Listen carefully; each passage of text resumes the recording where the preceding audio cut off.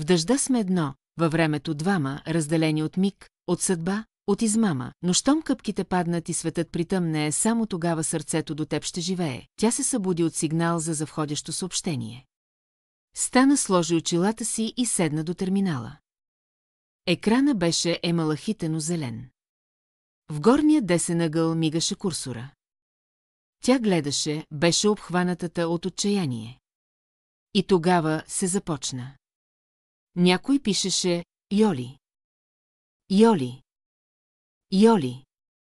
Там ли си?» Джулия се сепна. Не беше подготвена, не беше готова за това, сложи ръце на клавиатурата. Ехо написа и спрати. Отговорът се забави, сякаш идваше от много далеч. Скъпа, аз съм Марти. Сърцето й биеше лудо. Изправи се и изкреща. Ема. Фиксирай координати на подателя, реактор на пълна мощност, подготви ми и Верум. Изчисли точка на сингулярност, ваша светлост. Подател Херцог Бертман, времева нишка сега, Ема, във времева модулация ли е? Не, господарка използва версия Observer. Платформа Херон, моля. Значи не Фиона. Йоли се замисли, използва кораб на времевия патрул. Нещо се случило, все пак бяха минали 15 самотни години. За самата нея и Мартина, Ема, аз влизам, събуди Мартина, искаме на мостика. Разбрано, Джулия, тя бягаше по дългия тъмен коридор, в дъното вратата светкавично се плъзна.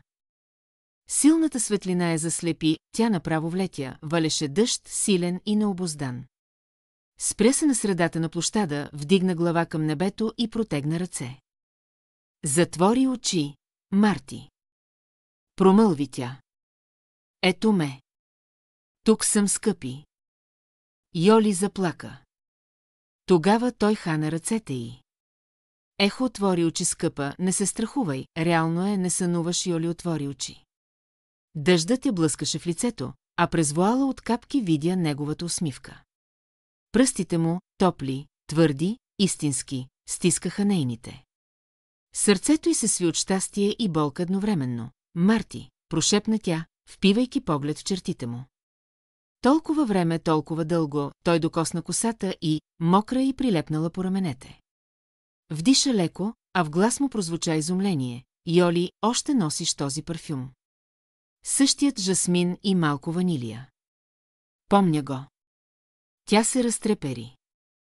Сякаш цялата й самота, 15 години мрак и тишина, се бяха разбили на хиляди късове само от този дъх.